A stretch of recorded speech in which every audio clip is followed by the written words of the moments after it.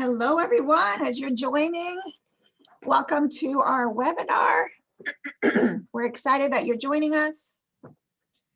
We're just going to wait a few seconds until people are able to transition into our presentation.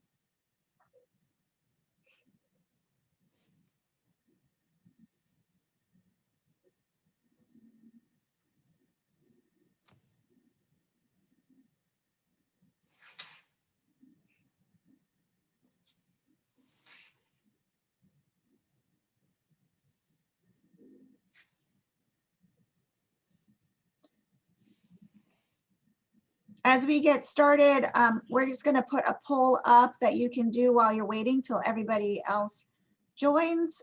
We'll leave this up for a few, probably a minute or two, and just make sure everybody has access to completing this.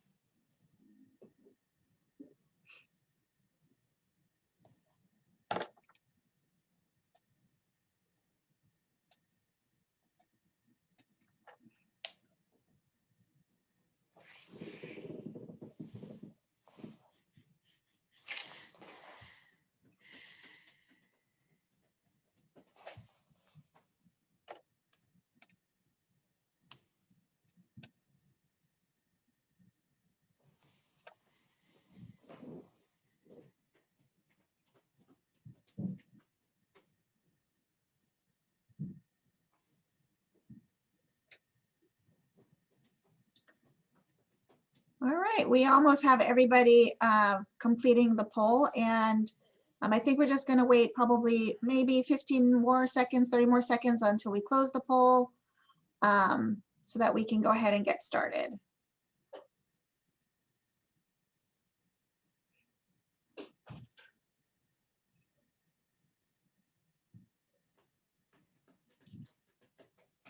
Well, thank you for taking time to do the poll. As I can see here, the majority of you that are on here are just learned about SACAC Leads, so you're at the right place as we go ahead and start talking about what that is and how you can be involved. And all of you that are on here so far are interested in being a participant, so we're excited to see that for sure.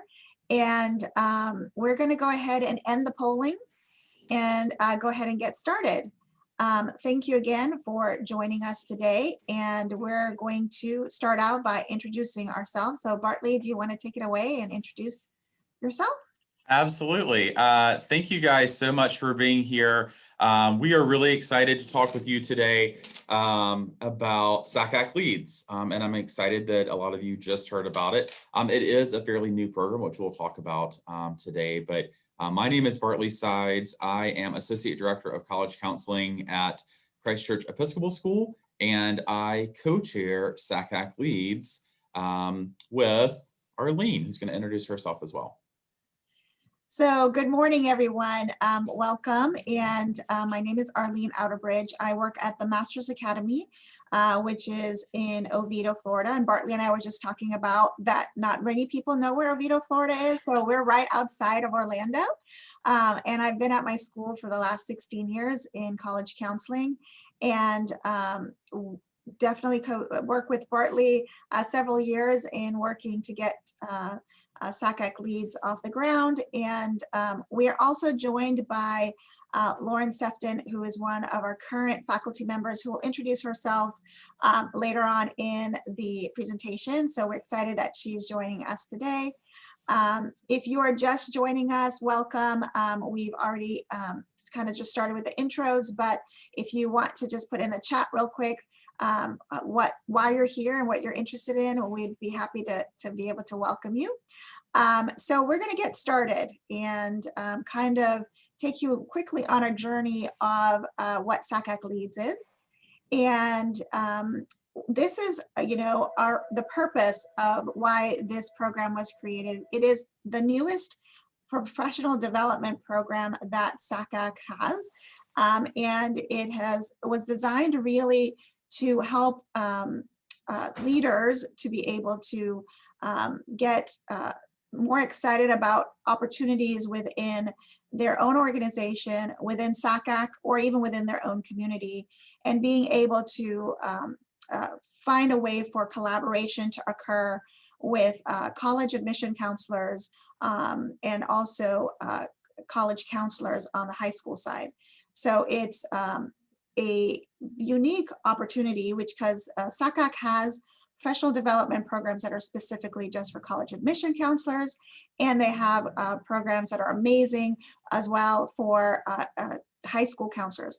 But this is the first of its kind in SACAC that has allowed us to be able to collaborate in this manner where participants can be from either side. And so that's exciting, and one of the reasons we thought that this was a great opportunity for you to be a part of. So we're just going to kind of look at this purpose real quick and see what it was designed for. So we're going to jump down to that second sentence. It says SACAC Leads prepares and motivates participants to provide an intentional dynamic leadership within the member states.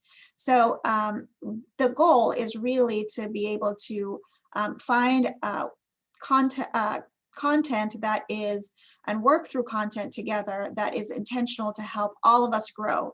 And what we've noticed is not only is this open for definitely the participants, but us as faculty have also grown through this process. So it's a nice way for us to be able to collaborate together.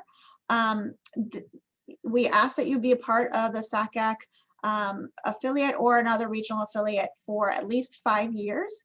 And so that 5 years is important just from the standpoint, it's not a magic number, but it's kind of a thing that says, we feel like you've been in the industry long enough to have made some impact already, which I'm sure you have, as well as wanting and desiring to do more. And so this is kind of that culminating point that says, okay, it's how do I do more? How do I grow as a person? How do I grow in an organization?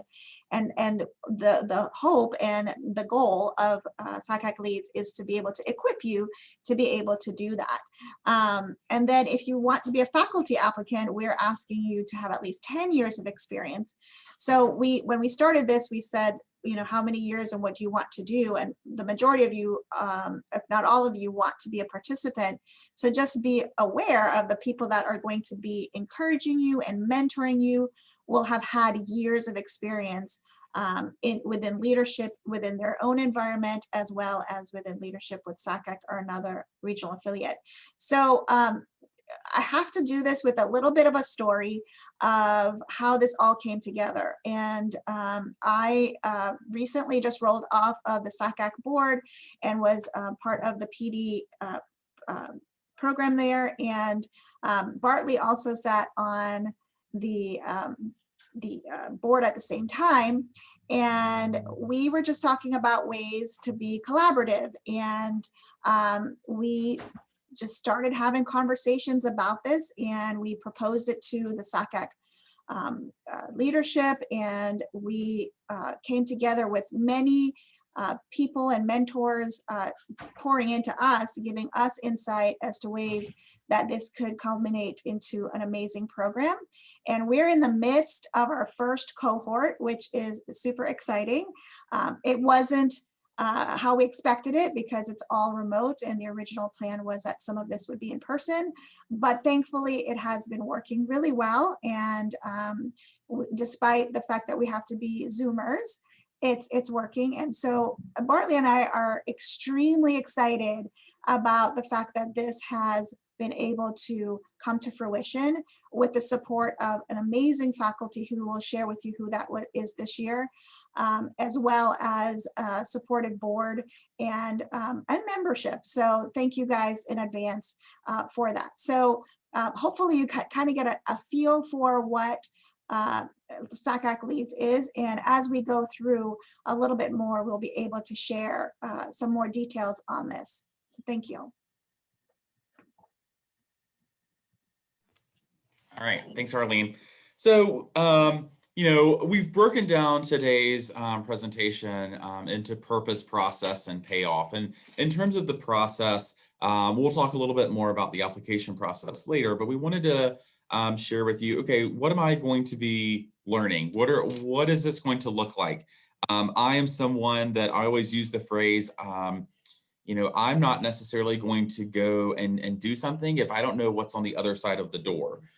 I told someone one time who was planning an event, I said, I need to know what it's going to look like when I open up the door. Who's going to be there? What's going to happen? What's going to be expected of me? And so we want you guys to feel that same way about, okay, what's on the other side of the door? So this is the exact agenda of what our participants and faculty are doing this year. You can see right there, we are right in the midst of the conference, and they have 2 more class days left. We modeled this somewhat after leadership development programs that some cities, some counties, and some states do. I was fortunate to be a part of Leadership Greenville. I know that some of you may be familiar with Leadership Georgia. There's all sorts of different kind of leadership development programs that we loosely base this on in terms of having these class days and exposing participants to various aspects of what's happening in our profession. We also have done some kind of character building and personality assessments. They have heard from Jonathan Farrell. So certainly they're getting kind of a taste of what is it like to be a leader within this profession? And then what is it like to be a leader within SACAC? So we have talked about barriers to student success, kind of on the high school side. We had some guest speakers who came and spoke with that, as well as our faculty members who led it. We talked about challenges in student recruitment, which was led by Lauren and Amy Moffett, and you guys are going to actually get to experience a snippet of what that class day was like. We are doing a book discussion. We are reading this book right here, and so we will be I'm kind of debriefing that, and we are crossing our fingers that the author is actually going to join us. None of the participants know, so don't give that away to them. And then, of course, the last one is, okay, well, what next? I think that sometimes we do a great job talking about all the different ways that we can be leaders, but we want to make sure that we're giving our participants very tangible next steps. Likewise, we will give you very tangible next steps today. But we wanted you to kind of see, what does this look like? What is on the other side of that door? So you can have a little bit of an idea of what to expect. Know that this could change. Initially, this was going to be a year-long program. Like Arlene said, it was going to be in person. But we've learned a lot this year, being forced to go to kind of just a springtime program, all virtual. There's some good things that have come about because of that. So we are still figuring out logistics for next year's cohort. But you would certainly know what that looked like at the time of applying. So just know that it could change. We will probably continue to expand the program. We would love to get folks in person and at least meet each other at least once, but also know that there have been a lot of opportunities opened up by having this virtual. We've had some counselors and admission professionals be able to join that maybe wouldn't be able to join otherwise. So that's been a benefit that will stay in place. So with that, we are going to move on to the next portion. I'm going to let Arlene kind of set this up, and then Lauren, our guest speaker, is going to help us out here. Great, thanks, Bartley. So one of the things we wanted to do in this webinar is to be able to have you experience a little bit of what it's like to be in a typical class day. And what the idea here behind all of this and why we want to share this with you is because just as we feel like it's important for participation in the SACAC Leads program, and participation, I mean, but during the classes, after the classes, communication, we thought that we would give you guys the opportunity to participate as well. And normally we would probably do a breakout room or a breakout session for this, where we would speak in small groups and then come back and collaborate a little bit more on that. We're a little bit tied to how we have to do this with the webinar, but we're going to make the best of it because that's who we are, and as a group, as a SACAC group. And so we're going to utilize the chat box for this, and we want you to really participate as much as you can. So get your fingers ready to type and to be a part of this process. And we're excited that Lauren Sefton, who actually came up with this idea, this specific case study and shared it with our team, is here with us today as our special guest who is going to walk us through this and take over from here. So get ready for Lauren, who's going to walk us through this. Thank you so much. Thanks, Arlene and Bartley. Hi, everybody. My name is Lauren Sefton. I am a former board member and president of SACAC and am currently serving on the SACAC faculty. And it has been such a treat to connect with so many SACAC members, seasoned friends and new up and comers in our profession. So this has really been a treat. And I was assigned a day. One of my days to teach was to give the college admission side perspective. And I worked with Amy Moffat, who many of you know, and we developed a case studies. Now you are all probably familiar with case studies where we work with parents and students and share files, and you have to admit and waitlist and deny students, and you get a taste of what it means to serve on an admission committee from an application management side of things. So we thought it would be really helpful for our SACAC Leads attendees to try on a leadership case studies. So if you will join me in this, we took normally we had 2 hours to do a session, and I believe I have 8 minutes. So here is a quick glimpse of what we did. So Bartley, I'm going to take over screen sharing and go to our case studies. And I realize I really can't see the chat while I'm also sharing screen. So Arlene and Bartley, you might need to help monitor the chat and encourage people to jump in. But congratulations to all of our attendees of this webinar. You are now the Dean and Vice President for Enrollment Management of SACAC University. Your paycheck is in the mail. Don't hold your breath. We know how long the Postal Service has been taking recently, but we are a medium-sized liberal arts college of about 5,000 students, about half and half gender balance, representing a wide geographic diversity with pretty smart students in our student body.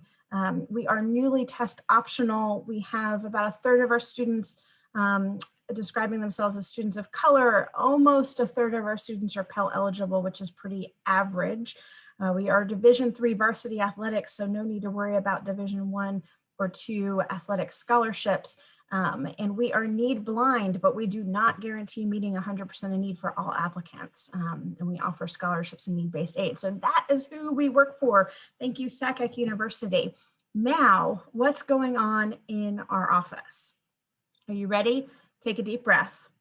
So this is all a big picture of institutional awareness.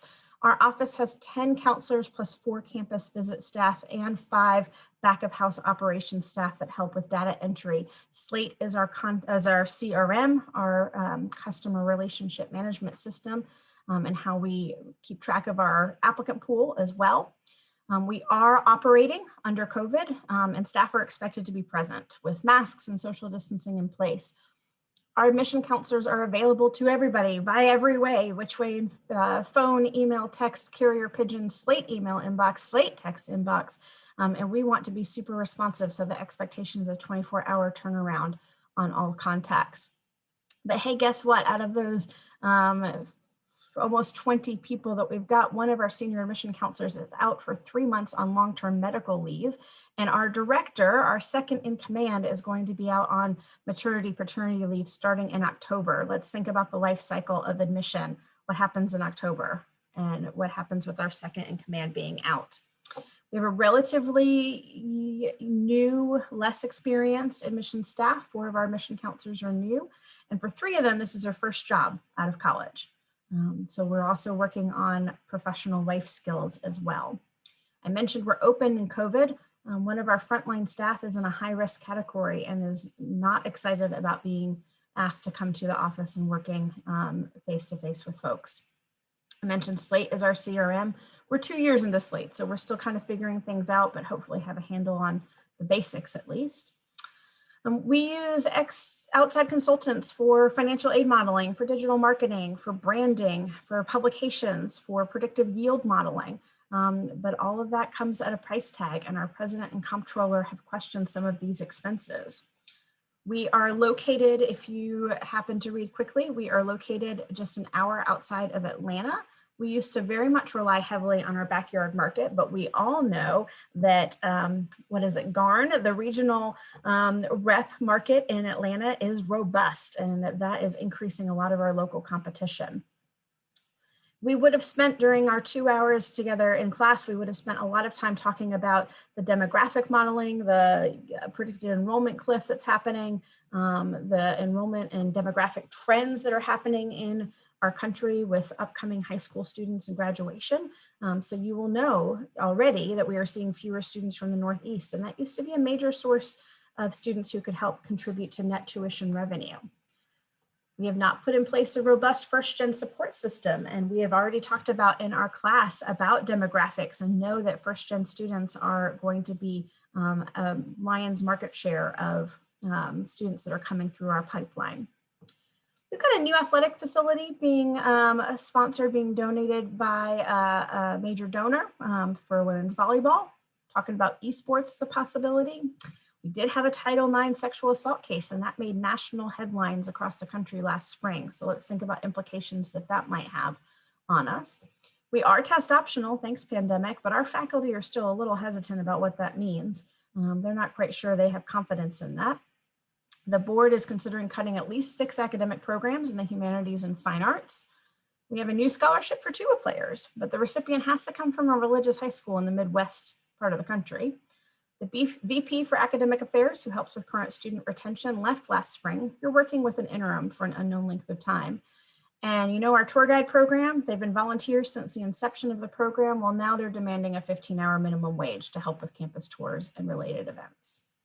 All of these things have happened within the last couple of years to places that I know. So these are not unheard of situations at all. And that is what we're dealing with. And so keeping in mind all of these broader challenges that we would have discussed a little bit in our beginning of our session to kind of lay the groundwork, we are then going to ask the group to come up with an organizational goal within our office and a way to plan it, to address it. Then we're asking for an institutional goal that can be accomplished in this particular admission cycle and a way to plan it.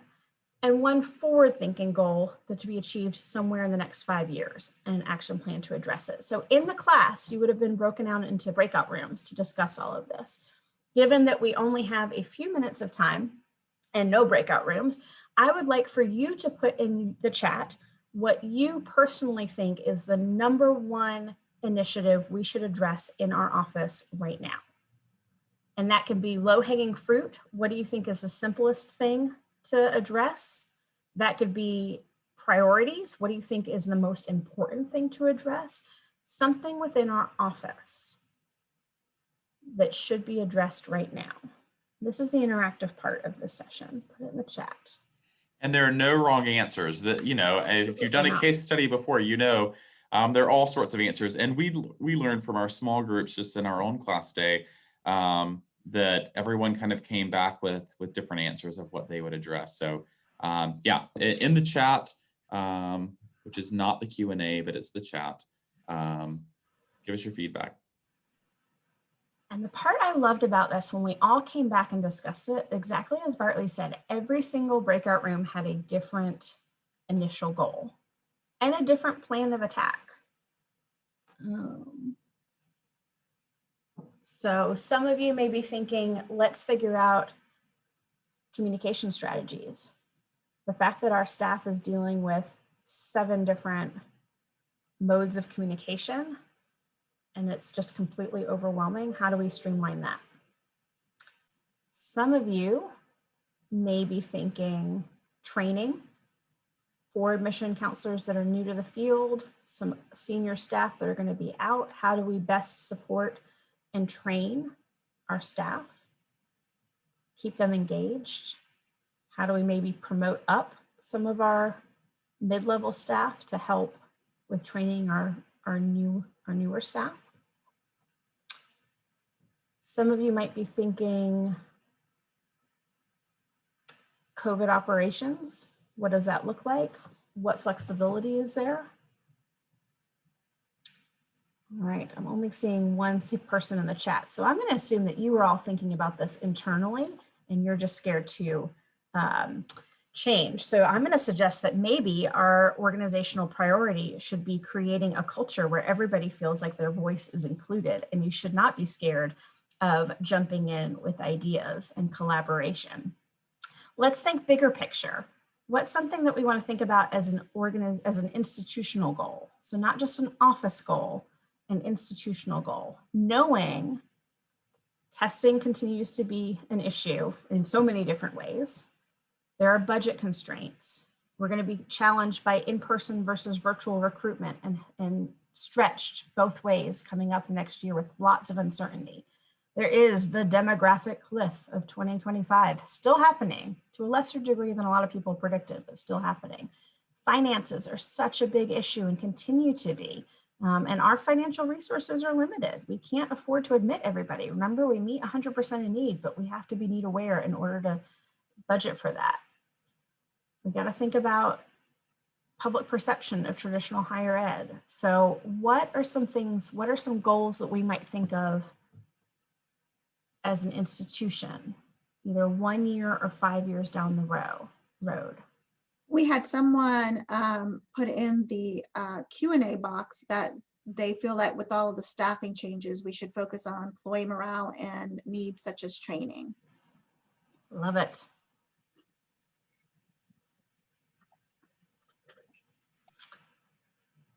All right, so at the end of the day, when it comes to these things, the hope at the end of our session, again, there was a lot of groundwork laid with data and statistics and conversations so that you had a little bit more background history. But at the end of the day, we wanted this to be a real hands-on experience where you realize there is no right answer, and there are lots of things that have to be juggled, lots of institutional priorities, office priorities, individual staffing priorities and personalities. And so you've really got to kind of think about your own leadership style and leadership goals and organizations, and how to best lead I would say, relatively typical office structure in our field. And so good conversations to have. I will stop sharing. Yeah. But So really a couple of other comments came in that I just want to highlight. So let's see here. Whitney said, for an institutional goal, I would be thinking about more virtual recruitment to save expenses, which we've heard that. Someone else said one goal would be to look at the impact of new regionals in your local area. Think about long-term enrollment goal growth. Why are you losing ground in the Northeast? Is putting your regional there a need? Let's see here. Heidi said, if you don't take care of your people in your office, you won't have people to recruit students or read applications. So true. Ebony said, for the first question, I'd start by coming up with a weekly office schedule and assignments for staff as to who would cover phones, walk-ins, who has email assignments, etc. So the office is at least organized and covered. So important. So yeah, a lot of good stuff coming in on the chat and the Q&A right now. I love it. And I love that everybody's tackling different aspects of it. And at the end of the day, we all sound like we're putting people first. So really, really awesome. And if we had time to do breakout rooms and really dive into this discussion, which is what we were able to do in SACAC Leads, you get to develop some of those things even further. So great work, team. Thank you. Paychecks are in the mail. Don't hold your breath. Thanks so much, Lauren. So, Lauren talked about that she actually led this class day. She and Amy Moffett both did. Amy Moffett did because she is outgoing chair on the board of the Professional Development Committee that Arlene mentioned earlier. So these are our other faculty members.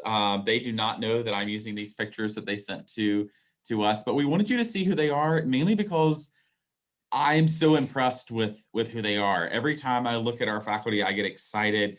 As our applicants came in and as we started shaping the group this year, they were exactly who we had hoped for in this program. So you may recognize some faces here, but I think a lot of these people, whether they would like to admit it or not, have been around for at least a little while and have just added such depth. And I think it's really nice to have Somewhat of the mentorship aspect. Jonathan talked earlier about having experienced people within our field reaching out and saying, hey, I would like to help you with this. And this is exactly what these faculty did. So every time I see their faces and their names, I'm so proud and so excited that our first cohort gets to learn from them. So it really has been such an incredible group. If you know someone, I think all of you in the initial poll said you were interested in being a participant, which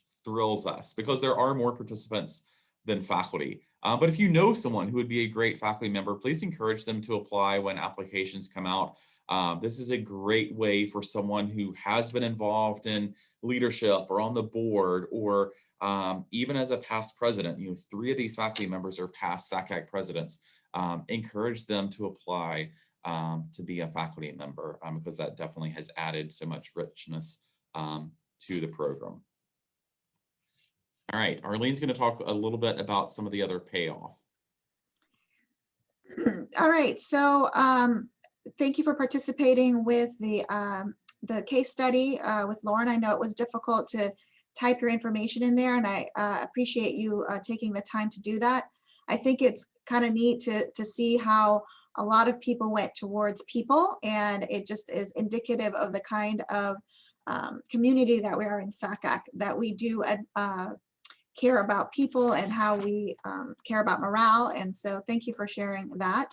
I'm going to talk, already we've talked about why we're doing this. That's the purpose, right? We talked about the process of what does how do you get from point A to point B in this process and to be able to quote unquote graduate from this leadership program.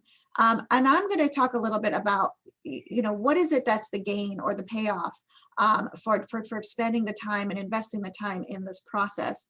And I think, I kind of alluded to this at the beginning of this conversation, which is the goal here is to be collaborative and to really utilize the wonderful faculty, that Bartley just shared with you, to be able to have access to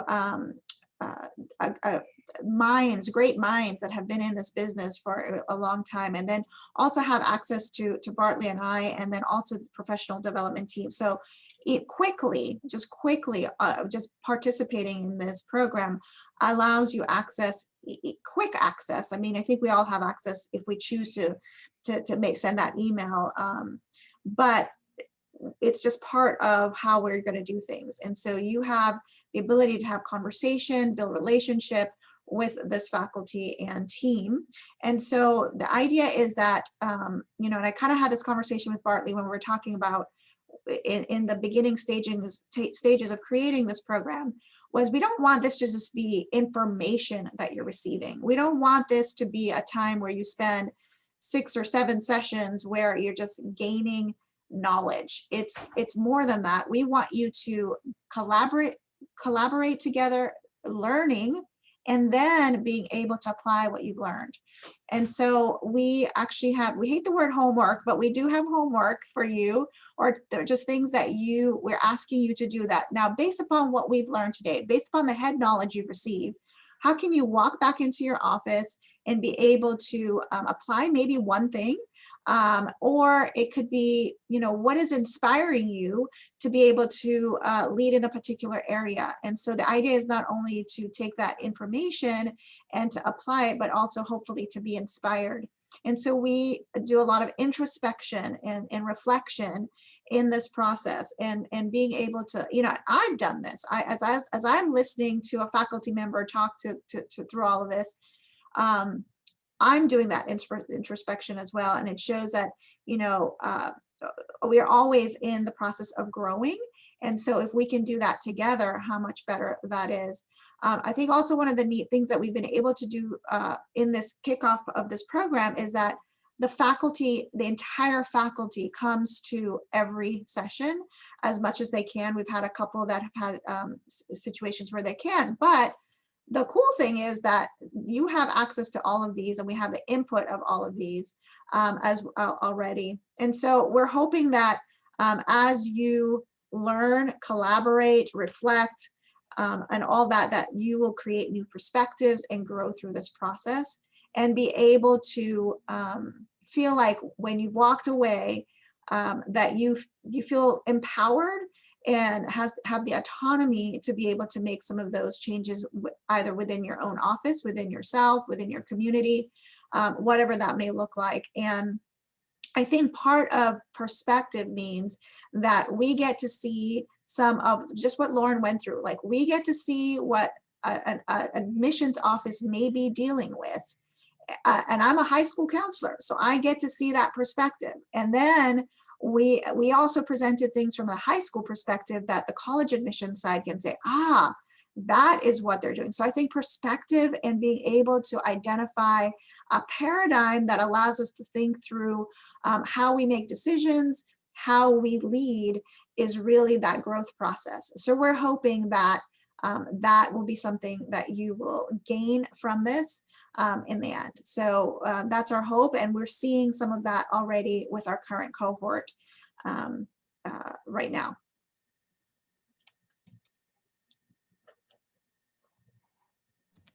All right. So you guys may have seen I accidentally skipped ahead multiple times while Arlene was talking. I was just so excited to talk about next steps. I don't know. So, in terms of what are some of those next steps, what are some tangible things that you can do? Certainly ask participants about their experience. We've listed them here in hopes that you recognize a name or two that you could reach out to and say, hey, tell me about that. And what was your experience like? We have told them over and over, you guys are the first cohort. So we're trying this for the first time. But overall, I think that we've gotten really good feedback, and they've all been so engaged. And it's been great for Arlene and I too, to get to know people that we maybe ordinarily wouldn't have gotten to know, and then to see them pop up in various breakout groups, even during this conference. So I can only imagine what it would be like to see them in person, so that's been a great benefit. So certainly reach out to them, reach out to any faculty. If you would like to be added to our mailing list as we start kind of sending out calls for applications, email SACAC Leads, or if you have any additional questions. We say to be added to our mailing list. We don't really have, we will not be bombarding you with a lot of emails, but we at least want to know that if you attended this and you're interested, you can consider it maybe a little bit of demonstrated interest, but we will just kind of like to know, okay, what questions do you have? What are you thinking about? What hesitations do you have? And any way that we can help you. We will have the application opening up most likely later this summer into early fall. A lot of that is going to depend on the timing, and I would honestly say that some of the timing is going to depend on some of the feedback that we get from our participants. As you saw, our last class date is in May. So we will be hearing from them about what worked, what didn't work, what should we change as we move forward. And one last thing that I just want to make sure that you guys leave knowing is that in addition to these class dates, Arlene talked about some of the reflection, some of the homework assignments. We've also strongly encouraged folks to get involved. And, we had asked, we sent out something and said, we want you to volunteer with mini camp college, or a college fair within your area, or a drive-in workshop.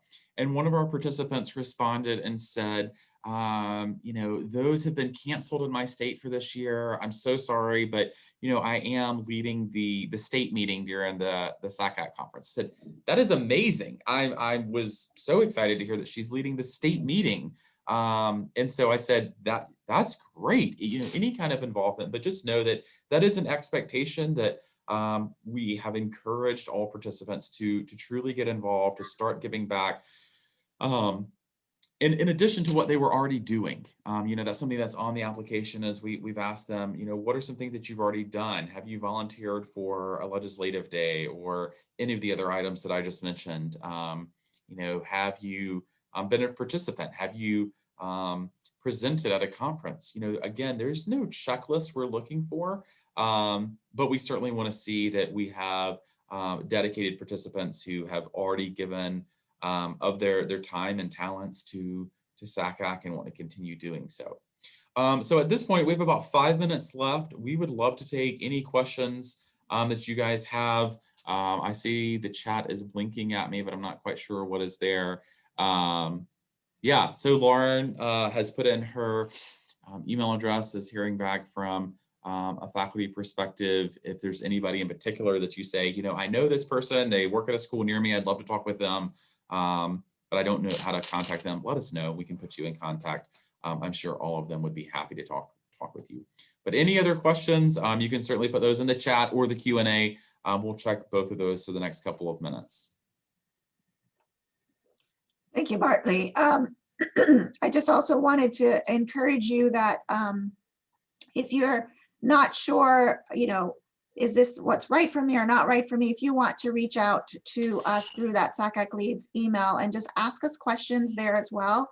Or if you want to just set up a phone call, a quick phone call, I'd be happy to connect with you and just ask questions. But, you know, because you're attending today, there were others that are probably interested in this that were not able to attend today or selected somewhere else to go today, and that's completely fine. We ask that you could kind of be our marketing for us, for lack of a better word, but to share this with others and to encourage them to friends of yours or colleagues of yours that you think would be a great fit for this as well, both from the faculty and the participant side, to reach out to us and to be able to ask us any questions they may have, to be able to get full information regarding this. And we're excited about what this may mean for our affiliate and how it will help others to be able to participate in leadership. So we thank you guys so much for being with us today. If we don't see any questions, we're probably gonna go ahead and wrap it up and let you guys go. Do you have any last minute things, Bartley, or are we good to go? No, I just wanted to say thank you all so much. Thank you to Lauren for being our special guest today. Again, please let us know if you have any other questions or anything comes up. Don't let the 5 years or the 10 years hold you back from applying. Know that that is certainly preferred, but that is not something that if someone else is otherwise phenomenal applicant, and you know, we are not going to hold you exactly to that. So don't be scared away by that or anything. Just by being here today, I think that you have shown kind of that some initiative, and so we look forward to hopefully seeing all of you apply. So thank you all so much. Thank you. Thank you again, Lauren.